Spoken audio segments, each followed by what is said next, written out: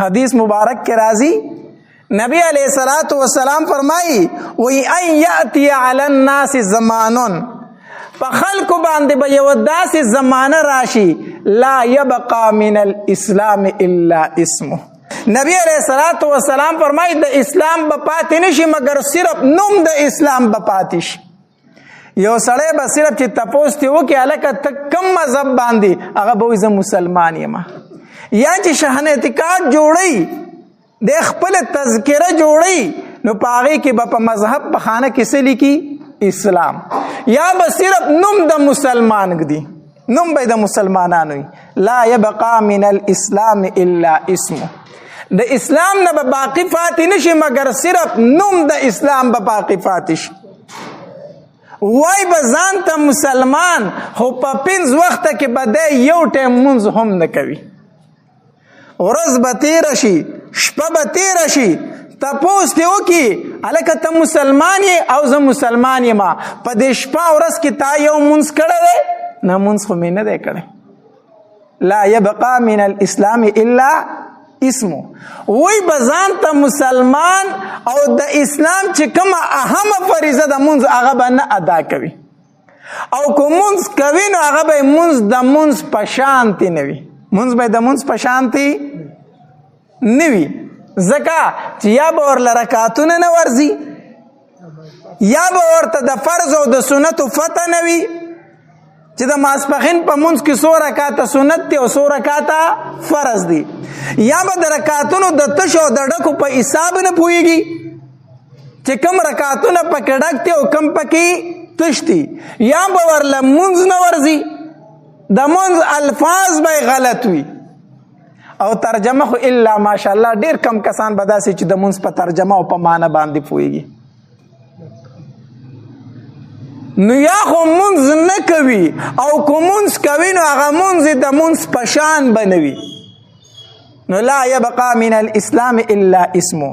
نبی علیہ الصلوۃ والسلام فرمایي وی په آخر زمانه کې به د اسلام صرف نوم پاتې شي. نوم وی به ځان ته مسلمان شکل و صورت په د کافر په شانتي وي. کو د کافرو په ملک کې پاتې کېږي نو تا ته به پته نه لګي چې دا هندو دی او دا مسلمان دی، دا عیسائی دی کو دا مسلمان دی، دا یهودی دی کو دا مسلمان دی.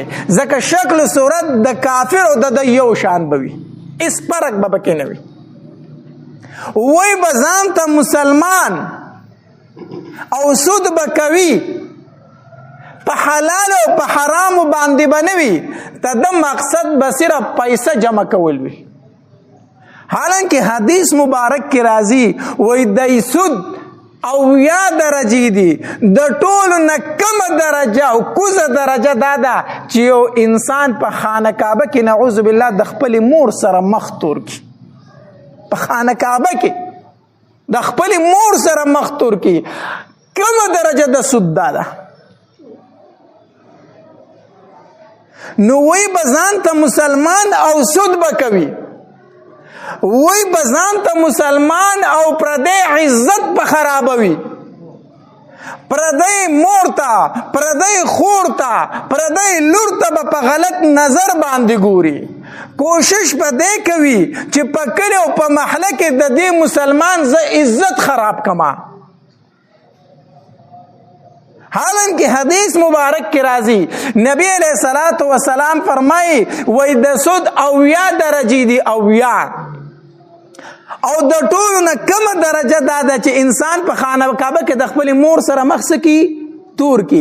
او بیا نبی علیہ الصلوۃ والسلام فرمائی وی د ټولو نه بدترین سود، د ټولو نه ناکاره سود، د ټولو نه لوی سود هغه دا ده چې ته د یو مسلمان عزت خراب کی، ته د یو مسلمان عزت خراب کی، ته د یو مسلمان غیبت کوي، ته د یو مسلمان په عزت باندې ډاکا چوي. داغه دوره څه شوي یا نه شوي ته معمولی خبره کو داغه وی لس خبرې پسې ځان له مرګري کې او په علاقه کې داغه غیبونه لټای خلکو ته بیانای پلان کې دیسی پلان کې دیسی پلان کې دیسی. نو وی ځان ته مسلمان منځ نه کوي، وی ځان ته مسلمان سود کوي، وی ځان ته مسلمان پردی عزت خرابوي. وای ځان ته مسلمان د دوو مسلمانانو په مابین کې لمسي کوي چې د دوی دواړه جګړه شي، یو راولګي او بل ووجني. لمسي به کوي چې سهار پاسې د کوشش دا وي چې دوه مسلمانان په جنگ باندې کی. لمسي کوي چغلي کوي. وای بزان ته مسلمان فردی حق باندې دی اله نه کوي چې وسی برکېږي فردی حق باندې قبضه اچي. فردی حق باندې قبضه اچي.